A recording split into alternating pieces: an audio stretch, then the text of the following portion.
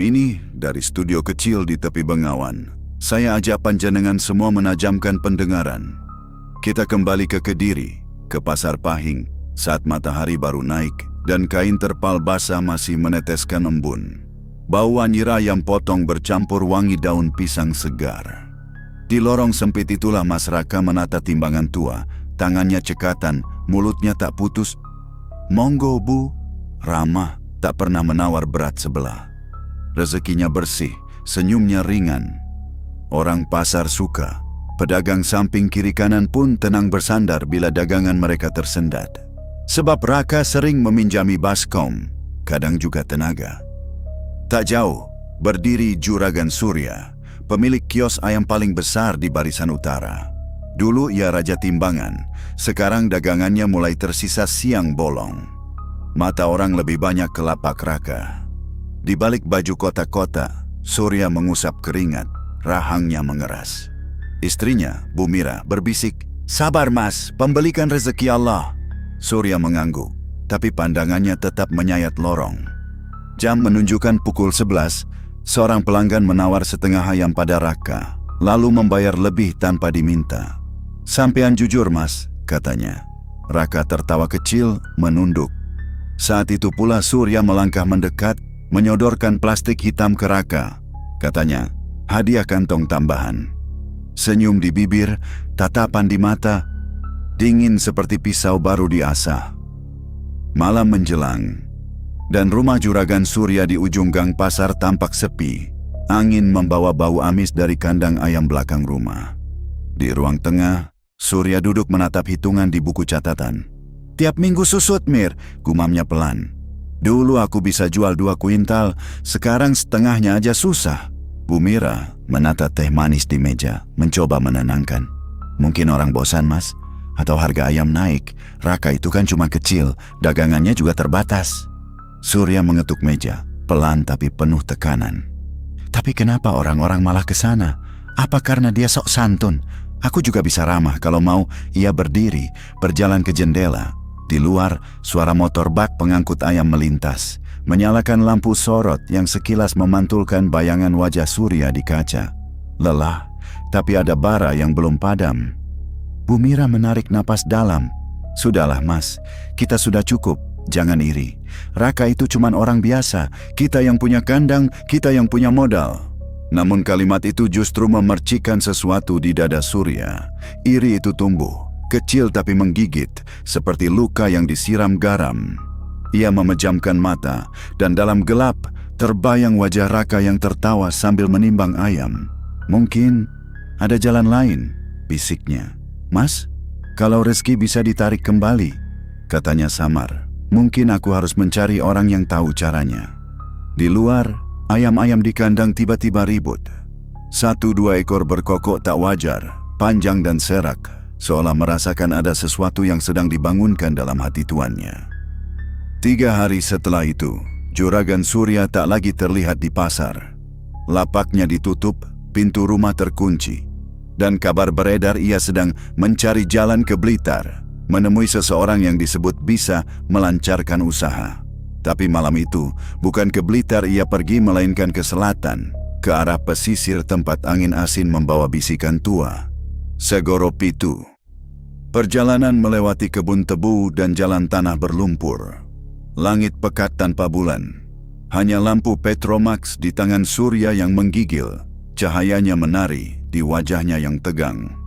Di tengah hutan bambu, ia berhenti di depan rumah panggung kecil beranyam bambu, penuh jimat dan janur kering tergantung di atapnya. Dari dalam terdengar suara gamelan lirih, seolah dimainkan di dasar air. Seorang perempuan tua keluar, kulitnya legam, rambutnya putih panjang tak diikat, matanya kabur tapi menusuk. "Sampeyan datang karena ingin yang tak pantas," katanya tanpa menunggu salam. Surya menelan ludah. "Saya cuman ingin usaha saya kembali ramai.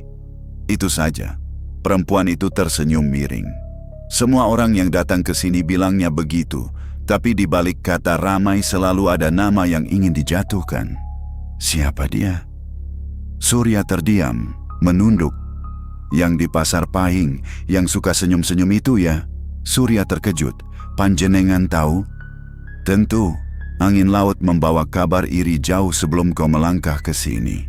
Ia berjalan masuk, memberi isyarat Surya mengikutinya. Di dalam, ruangannya dipenuhi asap menyan dan bunga kenanga kering. Dindingnya penuh tulisan Arab terbalik, dan di tengah lantai ada kendi besar berisi air laut bercampur darah ayam. Di sekitar kendi, 7 lilin kecil menyala. Warna apinya berbeda-beda. Merah, biru, hijau, hitam, putih, kuning, dan ungu. Ini jalan ke Segoro Pitu, kata perempuan itu lirih. Tempat 7 penjaga laut tinggal. Mereka tak kenal manusia, tapi kenal bau iri. Ia menaburkan garam hitam ke api lilin. Nyala apinya langsung meliuk seperti tubuh ular. Kau ingin mereka mengirim penyakit, kesialan, atau kematian? Surya bergidik. Saya cuma ingin dia berhenti menyaingi saya. Perempuan itu mengeluarkan benda kecil dari kantong kain segumpal tanah bercampur rambut. Ini milikmu sekarang, taruh di bawah timbangan tokonya sebelum subuh. Tapi ingat, setiap pintu yang dibuka, harus ada yang menutupnya nanti. Apa maksudnya? Artinya, rezeki yang dicuri akan menuntut tebusan. Kadang bukan nyawa orang lain, tapi nyawamu sendiri. Surya mengangguk pelan, meski matanya memantulkan api lilin dengan keserakahan yang tak lagi bisa disembunyikan. Ia menyerahkan amplop tebal berisi uang. Apa cukup? Perempuan itu hanya tertawa. Yang kau bayar bukan aku, tapi mereka. Uang hanyalah syarat duniawi. Harga sebenarnya nanti mereka yang menentukan. Ritual dimulai. Suara gamelan di luar semakin cepat, dan perempuan itu melantunkan mantra dengan suara yang bergema seolah datangnya dari dalam air. Kendi air laut itu mendidih pelan, lalu muncul gelembung besar. Dari sana, sesuatu seperti tangan pucat muncul sebentar, dan hilang lagi. Angin di ruangan berputar, membawa bau amis laut dan bangkai ayam yang lama dikubur. Sudah, katanya akhirnya. Tanda sudah dikirim. Dalam 7 malam, ia akan tahu rasa air asin di paru-parunya. Surya keluar dari rumah itu dengan kepala berat, tapi hatinya enteng. Ia merasa menang sebelum perang dimulai. Di belakang, perempuan itu memadamkan lilin satu persatu sambil bergumam. 7 yang terbangun, 7 yang akan menagih. Malam ke-7, setelah ritual itu turun seperti tirai tebal di atas Pasar Pahing. Hujan rintik mengguyur atap seng rumah Mas Raka. Di dalam, istrinya, Sinta, sedang menidurkan anak mereka yang baru berumur 5 tahun. Lampu minyak di meja dapur berkelip tertiup angin. Suara air menetes dari talang tik. Tik, tik, ritmis, tenang. Sampai tiba-tiba terdengar sesuatu yang lain. Kruk, kruk, kruk. Seperti kuku mengais papan. Raka yang baru saja menyelesaikan salat Isya menoleh. Suaranya datang dari arah belakang rumah, dekat tempat ia menaruh timbangan dan baskom cuci ayam. Ia keluar, membawa senter kecil. Hujan makin deras. Ketika ia menyorotkan cahaya ke tanah, ia melihat lumpur berbekas tapak. Tapi bukan tapak manusia, melainkan bekas jari yang panjang dan dalam, seperti tangan mencengkeram tanah. Gusti, gumamnya. Ia mundur perlahan, menutup pintu, dan mencoba menenangkan diri. Tapi begitu pintu terkunci, tercium bau aneh dari bawah lantai kayu. Bau campuran amis laut dan kain kafan lembab. Sinta keluar dari kamar, menutup hidung. Mas, apa itu? Seperti bau kuburan. Raka hanya menggeleng. Mungkin tikus mati. Tapi dalam hati ia tahu, itu bukan bau biasa. Pagi harinya, Raka datang ke pasar lebih awal. Ia merasa perlu membersihkan lapaknya. Namun begitu sampai di sana, tanah di bawah timbangan tampak digali kecil. Seperti ada sesuatu yang pernah ditanam lalu diambil lagi. Bau busuk itu kembali, menusuk sampai ke tenggorokan. Ia sempat memanggil penjaga pasar, tapi mereka hanya mengangkat bahu. Mungkin sisa darah ayam, Mas. Hari berjalan seperti biasa, tapi Raka mulai merasa pandangannya berkunang. Suara orang menawar di sekelilingnya seperti menggema jauh di dalam air. Saat ia menimbang ayam, telinganya mendengar bisikan samar, lirih tapi jelas. Suara perempuan memanggil namanya dari arah bak cuci. Raka, Raka. Ia menoleh, tak ada siapa-siapa. Hanya air mengalir pelan, tapi warnanya berubah kekuningan, lalu merah muda. Raka buru-buru menutup keran dan beristighfar. Namun sejak hari itu, pelanggan mulai berkurang. Beberapa mengeluh dagangannya terasa amis tidak biasa. Bahkan ada yang muntah setelah makan ayamnya. Raka bingung. Ia memeriksa semua barang, mengganti air, mencuci dengan sabun, tapi tetap saja aroma busuk seperti bangkai laut itu kembali. Malam berikutnya, gangguan berubah bentuk. Ketika Sinta menidurkan anaknya, ia mendengar suara ketukan dari luar jendela. Tok, tok, tok, pelan, teratur, seperti seseorang mengetuk dengan kuku. Ia mengintip, tapi yang terlihat hanya air hujan menetes. Lalu suara itu berpindah ke pintu belakang. Mas Raka, suara perempuan memanggil, lembut tapi parau. Raka yang sedang membaca doa di ruang tengah menatap istrinya. Kau dengar juga? Sinta mengangguk, wajahnya pucat. Itu bukan suara manusia, Mas. Ketukan itu berhenti, diganti suara seperti kain basah diseret di tanah. Serak, serak. Di luar, ayam-ayam berkokok keras tanpa sebab, saling tindih seperti panik. Bau anyir semakin menusuk. Raka memberanikan diri membuka pintu sedikit, menyorotkan senter. Hujan masih turun deras, tapi di tanah ia melihat sesuatu yang membuat darahnya berhenti mengalir. Seikat rambut panjang, basah, terikat tali pandan. Di ujungnya terselip tulang kecil berlumur darah. Ia segera menutup pintu rapat, menekan punggungnya ke kayu. Astagfirullah, ini kiriman, desisnya. Sinta menangis memeluk anaknya. Kita harus panggil Pak Ustaz, Mas. Belum sekarang, kata Raka lirih. Aku mau lihat dulu siapa yang berani main kotor. Namun malam ketiga setelah itu, mereka tak sempat lagi bersiap. Sekitar pukul 2 dini hari, Raka terbangun karena mendengar suara orang mandi di dapur. Air keran mengalir deras. Ia menatap Sinta, istrinya masih terlelap. Ia bangun, perlahan berjalan ke dapur. Lampu minyak menyala redup, asapnya tipis. Di sana, punggung seseorang terlihat membungkuk di depan bak air. Rambut panjang basah menutupi wajah, bahunya berguncang seperti sedang menyiram tubuh. Bu Sinta, panggil Raka pelan. Sosok itu berhenti, tak menjawab. Lalu pelan-pelan menoleh. Dari sela rambut basah itu, Raka melihat wajah pucat penuh benjolan. Matanya melotot kosong, dan dari mulutnya menetes air laut. Raka! Suara itu menggema seperti di bawah ombak. Raka mundur, tapi sosok itu tiba-tiba lenyap. Hanya menyisakan cipratan air dan bau busuk luar biasa.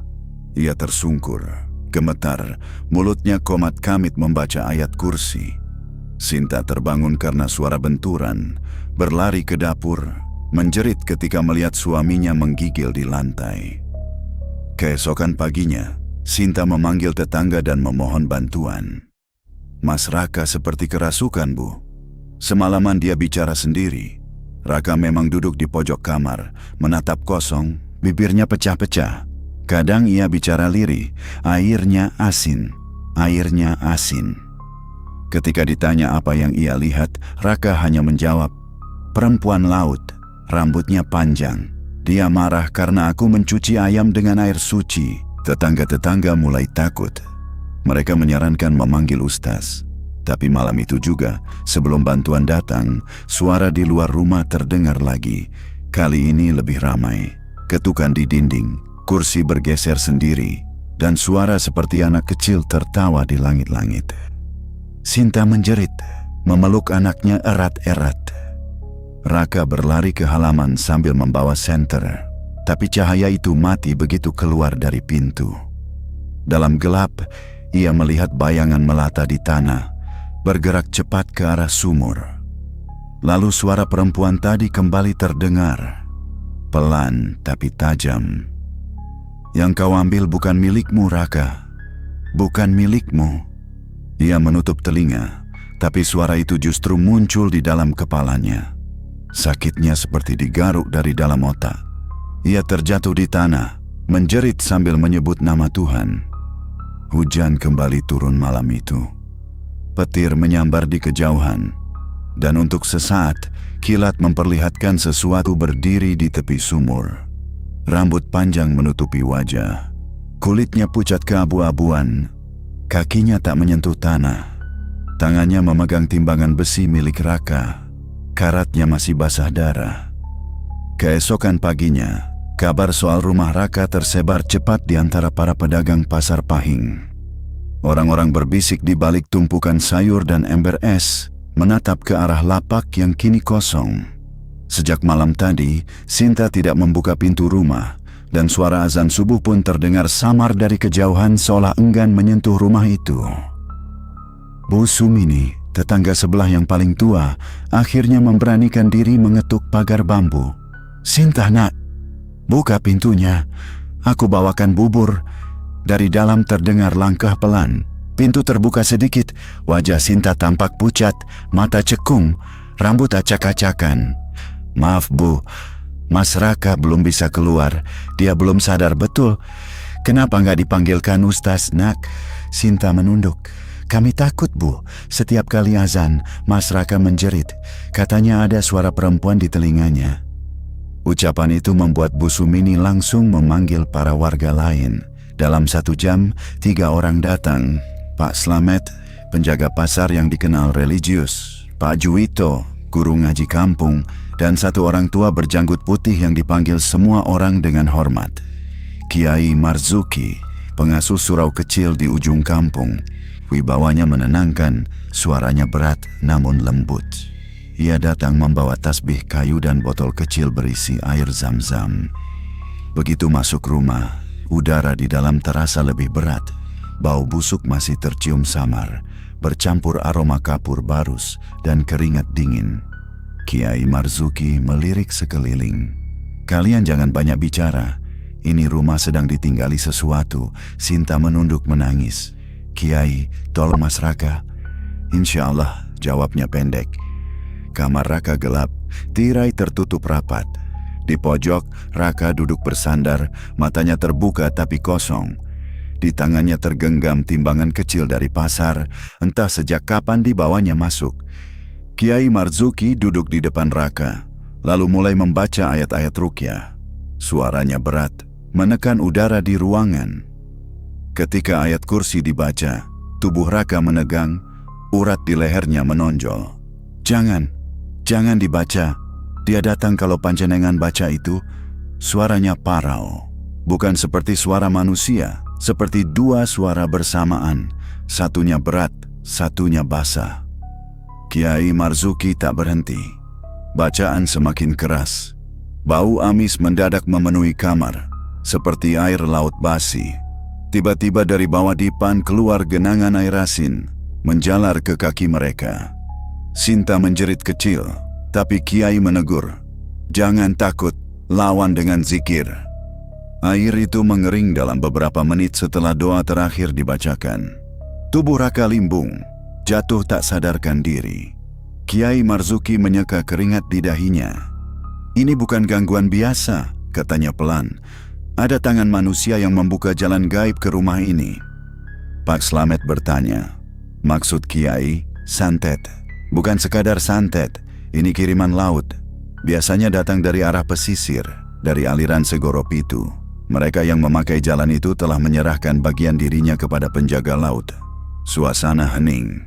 Angin berdesir lewat celah jendela, membawa bunyi jangkrik yang tiba-tiba berhenti bersamaan, seolah ikut mendengar. Sinta menatap Kiai dengan mata memohon. "Apa Mas Raka bisa sembuh, Kiai?" Kiai menatapnya dalam-dalam. "Bisa, tapi harus sabar dan ikhlas.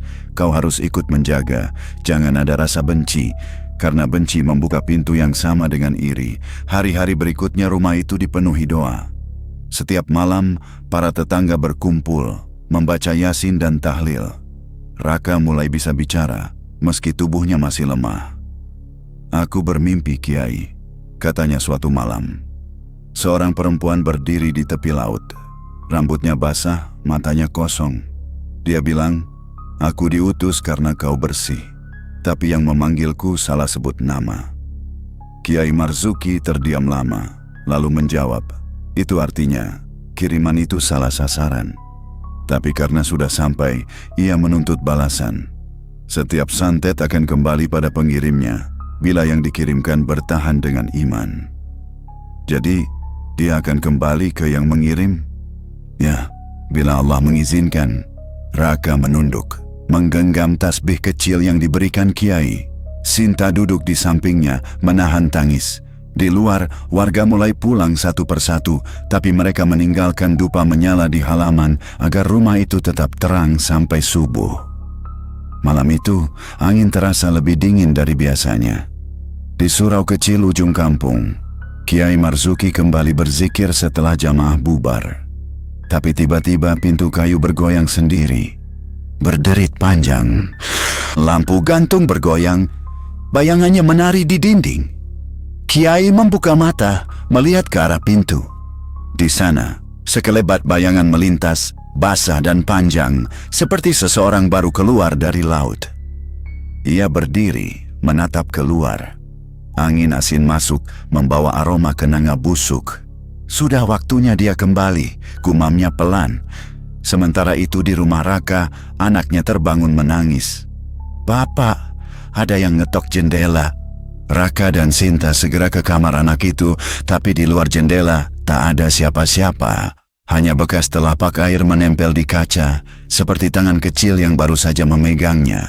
Raka menatap lama, lalu berkata lirih, "Kiai bilang kalau dia kembali, dia tidak datang ke rumah kita." Sinta menelan ludah. "Lalu kemana?"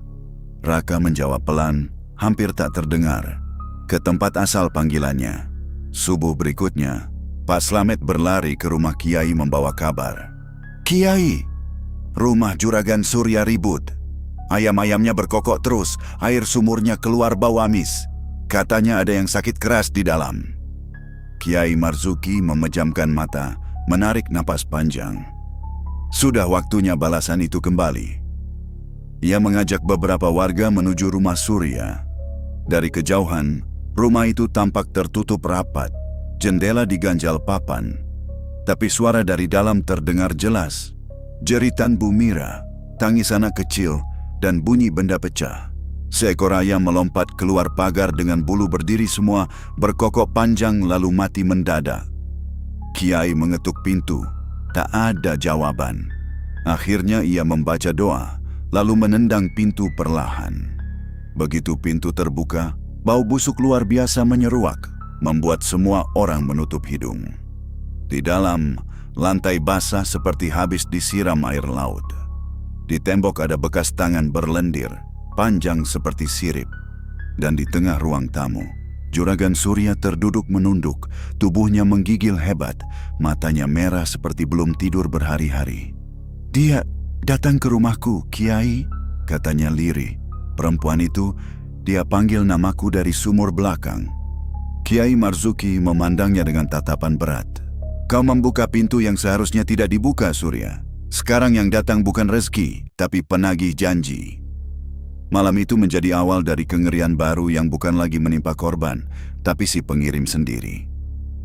Sejak pagi, rumah Juragan Surya terasa seperti kuburan hidup. Udara di dalamnya berat, bau amis yang pekat seakan menempel di kulit. Ayam-ayam di kandang belakang mati satu persatu tanpa sebab, bulunya rontok seperti dibakar dari dalam. Bu Mira menjerit setiap kali melihat seekor lagi tumbang. Ia sudah tak sanggup memasak, apalagi makan. Surya duduk di kursi rotan di ruang tamu, menatap kosong ke lantai yang lembab. Di sana, air menetes dari langit-langit meski tak hujan di luar. Air itu bening, tapi ketika ia usap, terasa asin. "Air laut," bisiknya. Tangannya gemetar. Di benaknya, ia mendengar suara perempuan dari dasar laut, lirih namun menusuk telinga. "Janji, Janji belum dibayar. Bu Mira memeluk anak mereka, Adit, yang terus menangis karena ketakutan. "Mas, tolong, jangan diam saja. Kita ke rumah Kiai Marzuki ya, biar diruqyah, biar dibersihkan rumah ini." Surya menggeleng lemah. "Enggak, Mir. Kalau Kiai datang mereka marah. Aku sudah tanda tangan dengan Laut. Aku nggak boleh ingkar." "Kau ngomong apa, Mas?" "Waktu itu, aku cuma minta rezeki, tapi dia bilang setiap pintu harus ditutup dengan nyawa. Aku kira itu cuma kata-kata." Bu Mira menampar bahunya dengan tangis. "Astagfirullah. Mas sadar nggak? Ini semua karena dosa panjenengan." Sore itu, aroma busuk makin parah. Setiap sudut rumah mengeluarkan bunyi aneh, seperti hewan merangkak di dinding, suara langkah tanpa kaki, dan sesekali suara air menetes dari langit-langit tanpa henti. Ketika Bu Mira mencoba membersihkan kamar mandi, ia menjerit. Di dalam bak air, muncul rambut panjang melingkar seperti tali, menggulung pelan, lalu tenggelam lagi. Surya berlari ke kamar mandi, menatap air itu, dan tiba-tiba wajahnya memucat. "Itu dia," katanya pelan. "Perempuan laut itu. Dia sudah di sini." Air di bak beriak pelan meski tak ada angin. Permukaannya bergetar, membentuk wajah samar.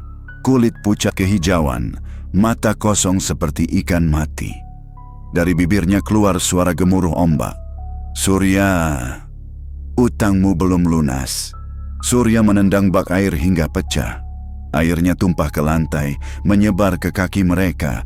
Tapi air itu tak biasa, dingin seperti es dan meninggalkan bekas garam putih di kulit. Bu Mira menarik anaknya, menjerit sejadi-jadinya. Mereka berlari ke ruang tengah. Tapi dari arah dapur terdengar suara langkah berat, lalu suara plesak, plesak. Seperti seseorang melangkah dalam air. Dari kegelapan muncul sosok perempuan berambut basah, mengenakan kain putih yang menempel di kulit. Wajahnya pucat, bibirnya biru, dan dari matanya menetes air asin. Tangannya panjang, kuku-kukunya hitam mengilap. "Surya," suaranya gemetar tapi jelas. "Kau sudah panggil aku, kau yang buka jalan. Sekarang aku tinggal di sini." Surya mundur, menabrak meja. "Aku sudah bayar, aku kasih uang, aku kasih darah ayam, Yang kau kasih bukan milikku." Suara itu memotong dingin. "Yang ku beri bukan uang, tapi kekuasaan Laut. Dan Laut menuntut yang sepadan." Bu Mira pingsan. Adit menangis ketakutan. Surya membacakan doa yang ia ingat, tapi lidahnya kelu. Suara ayat itu seolah ditelan air. Perempuan itu mendekat, lalu menghilang perlahan di udara, meninggalkan genangan air dan bulu ayam berserakan di lantai. Dari jendela, angin laut masuk membawa aroma amis dan suara jangkrik yang mati mendadak. Malam berikutnya keadaan makin gila. Warga sekitar mulai menjauh dari rumah Surya. Mereka mendengar jeritan setiap malam. Kadang suara perempuan tertawa, kadang suara anak kecil memanggil, "Ibu, ibu!" Tapi rumah itu tertutup rapat. Tak ada yang berani mendekat.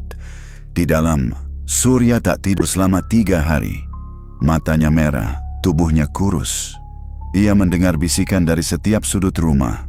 Di genteng, di sumur, bahkan dari telinga istrinya yang sedang tidur.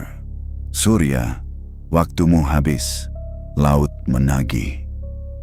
Pada malam keempat, Bu Mira terbangun karena mendengar suara seperti bayi menangis di halaman. Ia berjalan pelan ke jendela dan membuka tirai sedikit. Di luar, di bawah sinar lampu jalan yang redup, terlihat sesuatu bergerak di tanah, seperti kain putih digulung-gulung. Suaranya lirih, tangis bayi bercampur suara air menetes. Saat ia menajamkan pandangan, sosok itu mendongak. Bukan bayi, melainkan kepala perempuan basah. Rambutnya menjuntai panjang dengan tubuh tanpa kaki. Ia merangkak di tanah, meninggalkan jejak air asin. Bu Mira berteriak histeris. Surya datang dan menutup jendela cepat-cepat, tapi suara itu tak berhenti. Sekarang terdengar dari dalam rumah, di bawah lantai kayu, tangis bayi. Lalu suara mengeruk pelan seperti kuku menggali tanah. Pagi harinya, mereka mencoba keluar rumah. Surya hendak membawa istri dan anaknya ke rumah saudaranya di Pare. Tapi begitu melewati pintu, angin keras menerpa, dan langit yang tadi cerah berubah mendung seketika. Awan menggulung hitam di atas rumah, dan di depan gerbang, tanah basah berubah seperti lumpur laut. Bau anyir menggila. Seekor ayam terakhir di kandang tiba-tiba berkokok, lalu jatuh mati dengan darah mengucur dari matanya. Bu Mira memeluk anaknya erat. "Mas, tolong, aku nggak mau di sini lagi." Surya menatap ke langit, tubuhnya gemetar. Dia nggak akan biarin kita pergi. Tiba-tiba, suara gemuruh terdengar dari dalam sumur belakang, dalam dan berat. Airnya memancar naik seperti menyembur dari bawah laut, membasahi seluruh halaman. Dari permukaan air itu muncul seikat rambut hitam, lalu sebuah tangan pucat meraih pinggiran sumur. Sosok itu naik perlahan, menatap Surya dengan mata kosong. "Janji, belum lunas." Surya menjerit. Ia melempar batu, tapi sosok itu menghilang, hanya menyisakan bau anyir yang menusuk. Ia berlari masuk rumah, menarik istrinya. "Kita ke Kiai sekarang juga." Tapi Bu Mira menatapnya dengan ngeri. "Mas, Adit hilang." Surya membeku. Ia mencari ke setiap ruangan, ke bawah meja, ke dapur, ke kamar mandi. Suara tangis anaknya terdengar samar dari arah sumur. Ia berlari keluar, namun tak melihat apa-apa. Hanya genangan air dan sebuah boneka ayam kecil terapung di permukaan. "Adit!" Tak ada jawaban. Hanya suara ombak jauh dari arah selatan menggulung berat. Surya berlutut di tanah, tangannya bergetar. "Ambil aku, jangan anakku," katanya memohon. Tapi angin hanya membawa bisikan yang sama. Setiap pintu harus ditutup dengan nyawa. Menjelang tengah malam, Kiai Marzuki datang bersama dua warga yang nekat membantu. Mereka menemukan rumah itu berantakan, pintu terbuka lebar. Bau busuk menguar sampai ke jalan. Di ruang tengah, Bu Mira duduk termenung dengan mata kosong, bajunya basah kuyup. "Di mana suamimu, nak?" tanya Kiai lembut. Ia hanya menunjuk ke arah sumur belakang. Kiai berjalan pelan ke sana. Di tepi sumur, timbangan pasar milik Raka tergeletak, berkarat dan basah. Di sekelilingnya, air mengalir perlahan, berwarna kehijauan. Dari dalam sumur terdengar suara samar, seperti seseorang berbicara di bawah air. Kiai menunduk dan membaca doa. Air di sumur itu mendidih seketika, lalu mengeluarkan gelembung besar. Dalam pantulan air, tampak wajah Surya. Matanya kosong, kulitnya pucat, mulutnya masih bergerak-gerak seolah mengucapkan sesuatu. "Maafkan aku." Kiai menarik diri ke belakang, wajahnya tegang. "Sudah terlambat," katanya lirih. Yang menagih sudah mengambil bagiannya. Bu Mira menjerit histeris, tapi suara tangisnya tenggelam oleh gemuruh yang datang dari dalam sumur. Air menyembur ke atas seperti geyser, membasahi seluruh halaman. Warga berlari ketakutan. Saat air reda, sumur itu kering total, tak bersisa setetes pun. Dan di dasar sumur yang kosong itu, malam itu juga, terlihat jelas ukiran seperti bekas tangan manusia di dinding tanah. 7 jari panjang, mencengkeram keluar, seperti seseorang mencoba naik, tapi gagal. Keesokan harinya, Kiai memimpin doa di depan rumah itu. Rumah Surya resmi dikosongkan. Warga menutup sumur dengan semen, dan tak ada yang berani lewat depan rumah itu setelah maghrib. Bu Mira dibawa keluarganya keluar kota, tapi kabar menyebar. Setiap malam Jumat, dari arah rumah itu terdengar suara ayam berkokok dan air menetes, meski tanahnya sudah kering. Orang-orang bilang, Surya masih di sana. Ia menunggu di bawah, di dunia antara laut dan tanah, bersama sesuatu yang dulu ia panggil, dan kini tak mau melepaskannya. 3 hari berlalu setelah sumur di rumah Juragan Surya ditutup. Hujan turun tanpa henti di seluruh wilayah Kediri bagian selatan. Langit seperti menyimpan duka. Warga kampung Pasar Pahing enggan keluar rumah selepas maghrib. Mereka bilang, sejak Surya lenyap, hawa di kampung berubah. Angin yang biasanya hangat kini dingin menggigit, Dan di malam-malam tertentu, bau amis laut masih menyelinap di antara semilir angin sawah. Raka yang perlahan mulai pulih duduk di serambi rumahnya. Tubuhnya masih lemah, tapi wajahnya tenang. Kiai Marzuki sering datang menengok. Malam itu, sang kiai menatap langit kelabu dan berkata lirih, "Belum selesai, nak. Yang membuka jalan belum benar-benar ditutup. Dia masih menunggu tebusannya." Raka menunduk. Tapi juragan Surya sudah tiada, Kiai. Tubuhnya mungkin, tapi jiwanya belum. Ia masih terikat janji. Di rumah kosong Surya, malam terasa lebih pekat dari biasanya. Meskipun sumur telah ditutup semen, suara air masih terdengar dari dalamnya. Penjaga malam, Pak Sumiran, yang lewat untuk memeriksa pagar, berhenti karena mendengar bisikan dari arah rumah itu. "Pak, tolong bukakan." Suaranya samar, seperti suara orang tenggelam. Ia menajamkan telinga dan jantungnya langsung melompat. Itu suara Bu Mira. Pak Sumiran menyorotkan senter. Rumah itu tertutup rapat, tapi tirai di jendela bergerak, seolah ada orang di dalam. "Bu Mira?" panggilnya. "Panjenengan di situ?" Tak ada jawaban. Hanya bunyi ketukan 3 kali di kaca jendela. Tok, tok, tok. Lampu senter berkedip. Dan sesaat kemudian tampak wajah pucat menempel di kaca. Wajah Bu Mira, tapi matanya kosong, bibirnya membiru. "Buka, Sumiran!" Ia menjerit, menjatuhkan senter dan lari tunggang langgang sambil membaca doa apapun yang terlintas di kepalanya. Kabar itu menyebar cepat. Kiai Marzuki mendengar dan memutuskan datang ke rumah itu bersama 2 santri muda pada malam berikutnya. Mereka membawa air doa, garam, dan lampu minyak. Begitu masuk pekarangan, lampu-lampu padam semua, hanya suara jangkrik yang lenyap seketika. Kiai Marzuki berdiri di depan sumur yang disemen. "Bacakan Al-Baqarah ayat 255, katanya pada santrinya.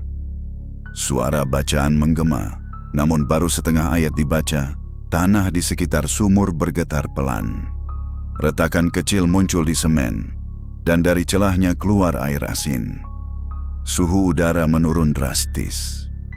Lalu muncul aroma busuk seperti bangkai ikan. Air itu makin banyak, mengalir di tanah seperti darah segar.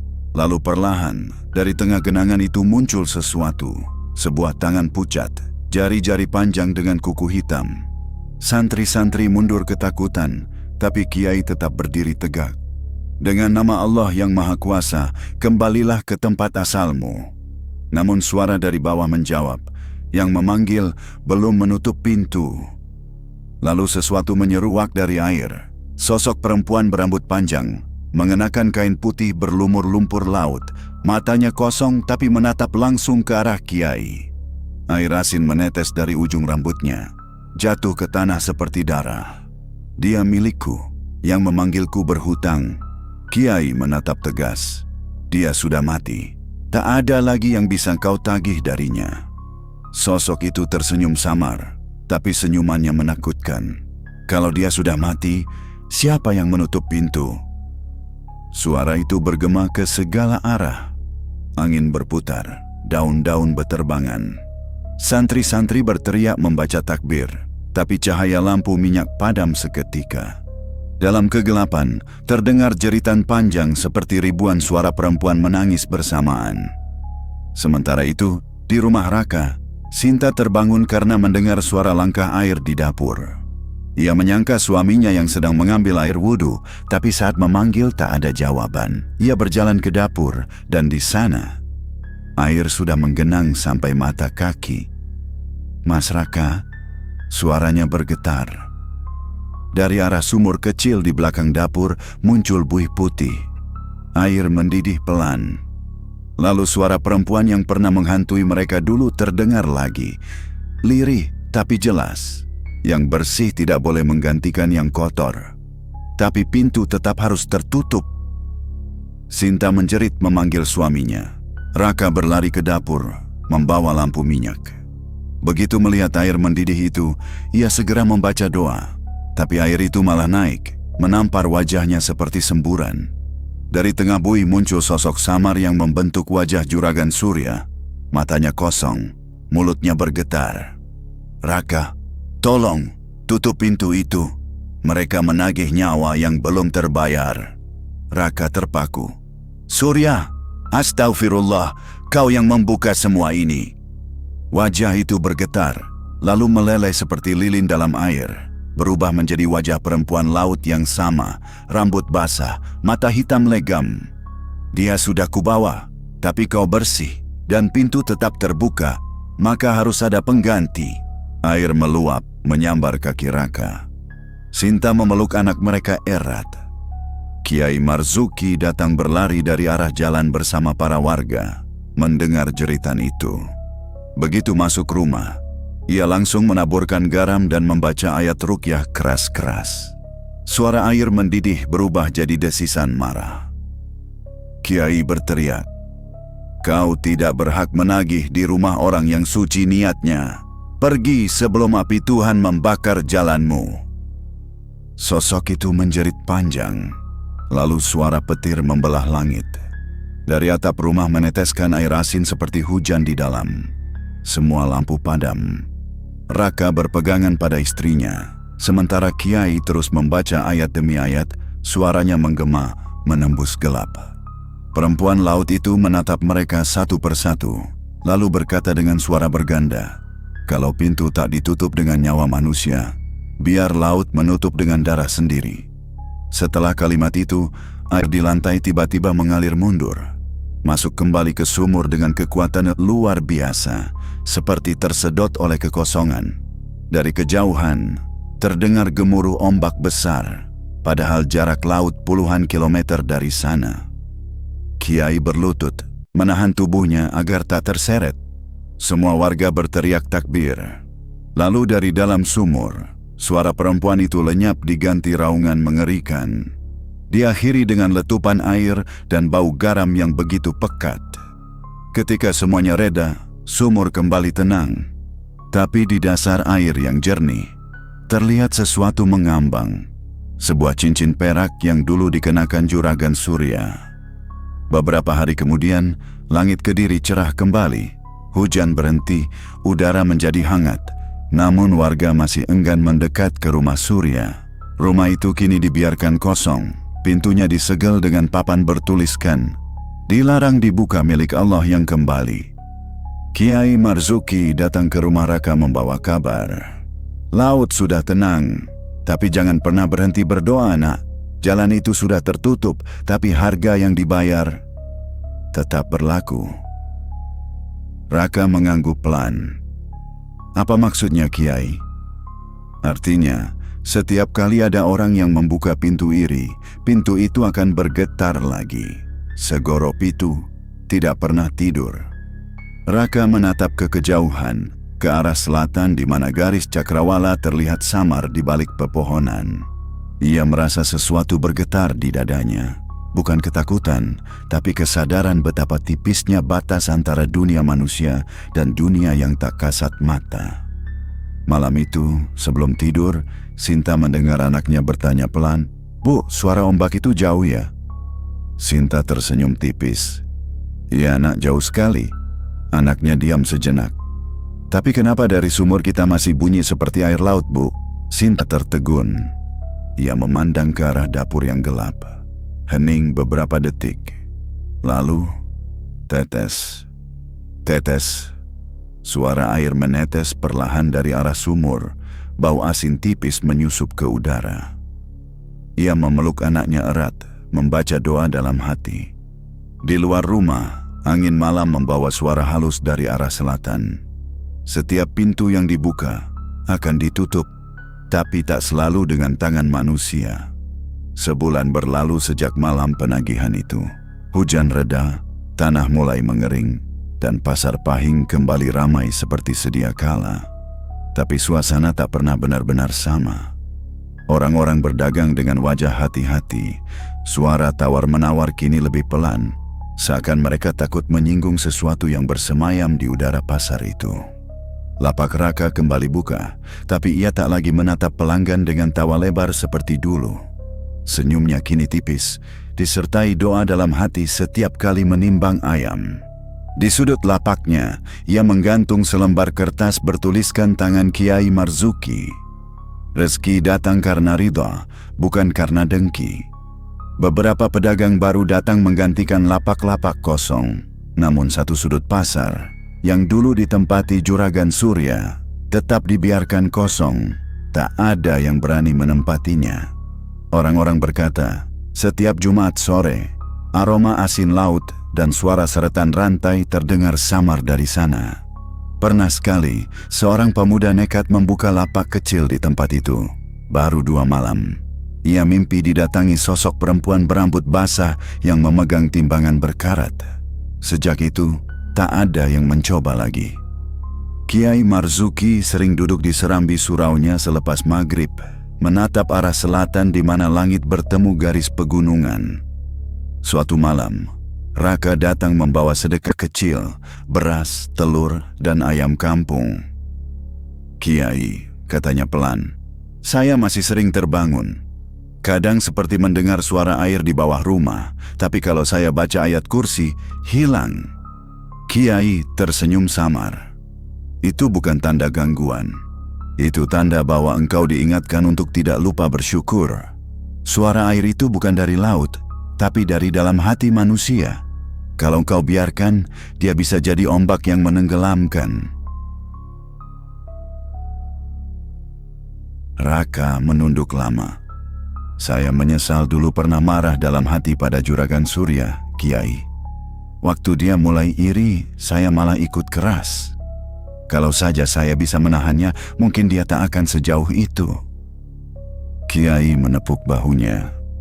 "Penyesalan itu doa yang belum selesai, nak. Kau sudah menutupnya dengan sabar.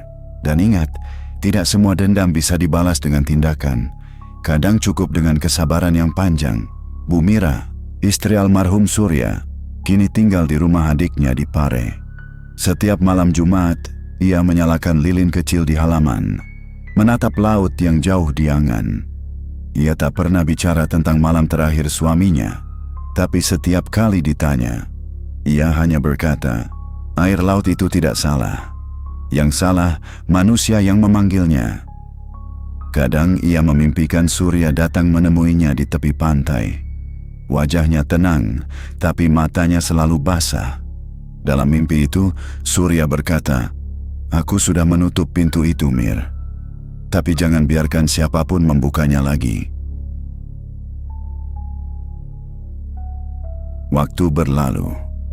Anak Raka tumbuh sehat dan cerdas, tapi ada satu kebiasaan aneh yang tak pernah hilang. Ia suka duduk di dekat sumur dapur setiap sore, mendengarkan suara gemericik air. Suatu kali, Sinta bertanya, "Ngapa suka banget duduk di situ, nak?" Anaknya menjawab polos, "Soalnya ada suara yang nyanyi pelan, Bu. Katanya dia bukan orang jahat. Katanya dia dulu disuruh tapi salah alamat." Sinta tercekat.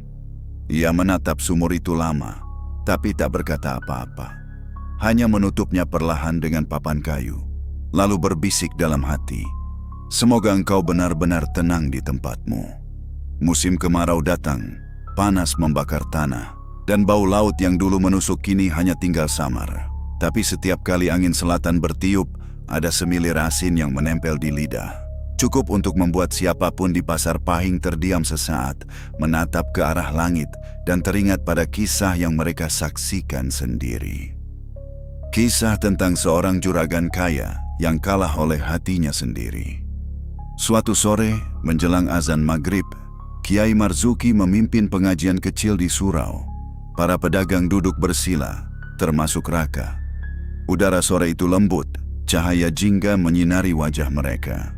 Setelah pembacaan Yasin selesai, Kiai menatap jamaah dan berkata pelan, "Saudara-saudara, iri itu seperti api kecil yang menyala di dalam dada. Ia tidak langsung membakar, tapi perlahan menghanguskan logika.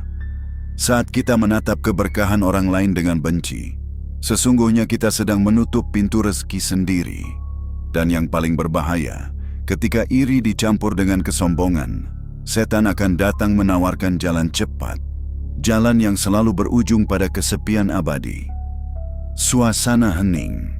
Angin menggerakkan daun di luar jendela. Raka menunduk, menggenggam tasbihnya erat. Ia tahu, nasihat itu bukan sekadar kata-kata, tapi peringatan yang hidup dari kejadian yang baru saja menimpa kampung mereka. Kiai melanjutkan, santet, teluh, pesugihan. Semua itu tampak seperti kekuatan, tapi sejatinya hanyalah rantai yang mengikat manusia pada hutang yang tidak akan pernah lunas. Orang yang memanggil kegelapan, pada akhirnya akan menjadi bagian dari kegelapan itu sendiri. Dan yang paling menakutkan bukan ketika jin datang menagih, tapi ketika hati kita tak lagi takut kepada Allah. Malam turun perlahan, menelan warna jingga di langit. Setelah jamaah bubar, Kiai berdiri di depan surau, menatap arah pasar yang mulai sepi. Dalam jarak pandangnya, ia melihat siluet Raka yang berjalan pulang bersama anak dan istrinya. Angin bertiup lembut membawa suara mereka tertawa kecil, tanda hidup mulai pulih. Namun, dari arah selatan, samar-samar terdengar bunyi seperti ombak jauh. Kiai menutup mata, membaca doa dalam hati. Ia tahu, laut tidak jahat, tapi manusia selalu lupa bahwa air bisa menjadi rahmat atau kutukan, tergantung pada niat tangan yang menyentuhnya. Beberapa tahun kemudian, kampung itu dikenal sebagai desa yang diselimuti doa. Tak ada lagi orang yang berani berbuat curang di pasar, apalagi bermain ilmu hitam. Namun legenda tentang Segoro Pitu tetap hidup, diceritakan dari mulut ke mulut oleh para orang tua kepada anak-anak mereka menjelang tidur. Jangan iri pada rezeki orang lain, karena setiap rasa dengki adalah panggilan pelan yang bisa terdengar sampai ke dasar laut. Dan kalau Segoro Pitu sudah mendengar, dia akan datang menagih namamu. Raka kini menua dengan tenang. Setiap kali ada pedagang baru membuka lapak, ia selalu menepuk bahunya dan berkata, "Kalau kamu mau laris, jangan lupa senyum dan sedekah. Jangan cari dukun, cari doa." Suatu malam Jumat, ia duduk di teras rumah sambil membaca Yasin. Udara tenang, lampu jalan berkelip. Saat sampai di ayat terakhir, ia mendengar desiran halus dari arah sumur. Bukan menakutkan, melainkan seperti ucapan terima kasih yang datang dari jauh. Ia tersenyum. "Mugi-mugi kabeh wis tenang Gusti," katanya pelan. "Mugi sing isih melu hawa nepsu, kula elingaken. Ojo nganti dadi juragan sing kalah karo iri." Lalu ia menutup kitab kecilnya, menatap bintang-bintang yang berkerlap di langit Kediri. Angin malam datang membawa aroma laut yang lembut, menenangkan, seolah dunia di dua sisi, manusia dan gaib, akhirnya berdamai. Suara Kiai Marzuki masih terngiang di telinganya, seolah menutup kisah itu dengan kata-kata yang tak pernah pudar. Tidak ada rezeki yang datang dari iri, dan setiap pintu gelap yang dibuka selalu meminta seseorang untuk menutupnya kembali dengan nyawa. Di kejauhan, gonggongan anjing malam bersahutan, lalu sunyi. Desa kecil itu kembali tidur dalam damai. Tapi di bawah tanah yang pernah dibasahi air laut, gema samar masih bergetar, doa dan dosa yang menunggu seimbang dalam diam.